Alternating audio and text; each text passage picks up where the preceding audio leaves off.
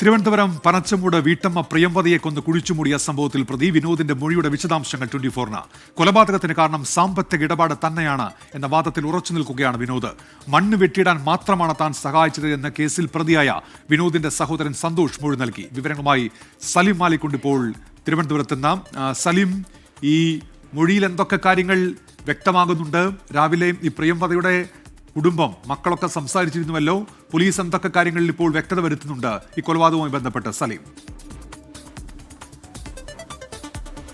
ഉന്മേഷ്, പനച്ചമൂട് പ്രിയംവദ കൊലപാതക കേസിലെ ഏറ്റവും നിർണായകമായ ഒരു ഘട്ടമാണ് ഇപ്പോഴുള്ളത്. കാരണം ഈ കേസിൽ പോലീസിനെ സംബന്ധിച്ചിടത്തോളം രണ്ട് സംശയങ്ങളാണുള്ളത്. ഒന്ന്, ഈ പ്രതി വിനോദിന് ഏതെങ്കിലും നിലയിലുള്ള സഹായം ലഭിച്ചിട്ടുണ്ടോ എന്നുള്ളതാണ്. രണ്ട്, സാമ്പത്തിക തർക്കം തന്നെയാണോ കൊലപാതകത്തിന് കാരണം എന്നുള്ളതാണ്. ഇതിൽ ഈ പ്രതിക്ക് ഈ കൊലപാതകം ചെയ്യുമ്പോൾ ഒരു സഹായവും ലഭിച്ചിരുന്നില്ല എന്നുള്ളതാണ് പോലീസ് ഇപ്പോഴെത്തിയിരിക്കുന്ന നിഗമനം.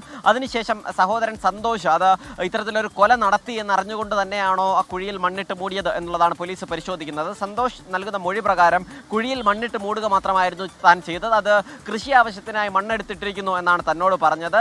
അതിനുശേഷം ഈ ഇത്തരത്തിലൊരു മൃതദേഹം അതിനിടയിൽ ഉണ്ടായിരുന്നു താൻ അറിഞ്ഞില്ല എന്നുള്ളതാണ് സന്തോഷിന്റെ മൊഴി. ഏറെക്കുറെ വിനോദും ഈ നിലയിലുള്ള മൊഴി തന്നെയാണ് പോലീസിന് നൽകിയിരിക്കുന്നത്. ഒപ്പം തന്നെ സാമ്പത്തിക ഇടപാടുമായി ബന്ധപ്പെട്ട തർക്കം തന്നെയാണ് കൊലപാതകത്തിലേക്ക് നയിച്ചത് എന്നും വിനോദ് പറയുന്നുണ്ട്. അതേസമയം ഈ പ്രിയംവദയുടെ വീട്ടുകാരും കുടുംബക്കാരും അങ്ങനെയല്ല പറയുന്നത്. ഏതെങ്കിലും നിലയിലുള്ള സാമ്പത്തിക ഇടപാട് അവരുമായി ഉണ്ടായിരുന്നില്ല എന്നുള്ളതാണ് അവരുടെ വീട്ടുകാർ നൽകിയിരിക്കുന്ന മൊഴി. അതുകൊണ്ട് തന്നെ അതിൽ വിശദമായ ഒരു പരിശോധന ആവശ്യമുണ്ട്.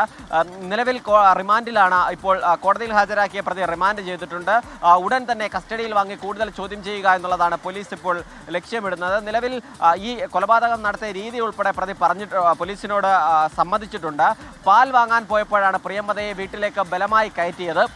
അതിനുശേഷം മുഖത്തടിക്കുകയായിരുന്നു. മുഖത്തടിച്ച് ബോധം പോയി 1 മണിക്കൂറിലധികം പ്രിയംവദ കിടന്നു. അതിനുശേഷം ബോധം വന്ന് നിലവിളിക്കാൻ ഒരുങ്ങിയപ്പോഴാണ് ഈ മുഖം പൊത്തി ശ്വാസം മുട്ടിച്ച് കൊലപ്പെടുത്തിയത്. അതിന് പിന്നാലെ കട്ടിലിനടിയിൽ 2 ദിവസം സൂക്ഷിച്ചിരുന്നു എന്നുള്ളതാണ് പോലീസിന് നിലവിൽ പ്രതി നൽകിയിരിക്കുന്ന മൊഴി. ഈ മൊഴിയും ഒപ്പം തന്നെ മറ്റു കാര്യങ്ങളും എല്ലാം വിശദമായി പരിശോധിക്കാനും ഈ ബാങ്ക് ഇടപാടുമായി ബന്ധപ്പെട്ട രേഖകൾ ഉൾപ്പെടെ പരിശോധിക്കാനുമാണ് പോലീസ് ഇപ്പോൾ ലക്ഷ്യമിടുന്നത്. ഉന്മേഷ്.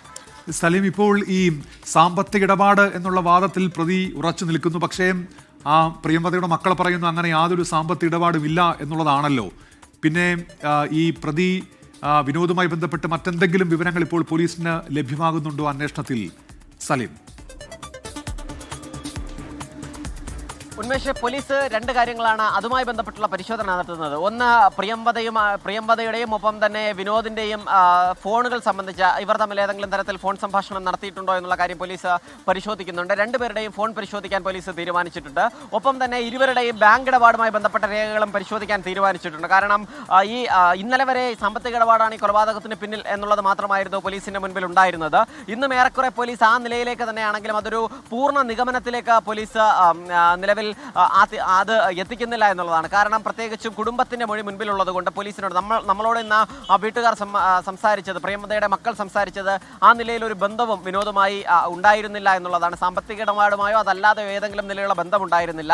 വിനോദിന്റെ പേര് പോലും പ്രിയംവദയ്ക്ക് അറിയുന്നുണ്ടായിരുന്നില്ല എന്നതുൾപ്പെടെയുള്ള പ്രതികരണമാണ് നമുക്ക് തന്നത്. ഏറെക്കുറെ സമാനമായൊരു മൊഴി പോലീസിനും ഇരുവരും നൽകിയിട്ടുണ്ട്. അതുകൊണ്ട് തന്നെ പോലീസ് അക്കാര്യം ആ മൊഴി ഗൗരവത്തിൽ തന്നെയാണ് പരിശോധിക്കുന്നത്. അതുകൊണ്ടാണ് ഈ ബാങ്ക് സ്റ്റേറ്റ്മെന്റ് ഉൾപ്പെടെ പരിശോധിക്കുകയും ചെയ്യുന്നത്. ഇനി അഥവാ അങ്ങനെ സാമ്പത്തിക തർക്കമുണ്ടെങ്കിൽ എത്ര രൂപയുടെ തർക്കമുണ്ട്, അത് ആർക്ക് കൊടുത്തു എന്നതുൾപ്പെടെയുള്ള കാര്യങ്ങളിൽ പോലീസിന് സംശയമുണ്ട്. ഇക്കാര്യങ്ങളെല്ലാം വിശദമായി പരിശോധിച്ചതിന് ശേഷമാകും പോലീസ് ഒരു നിഗമനത്തിലേക്ക് എത്തുക. ഉന്മേഷ്.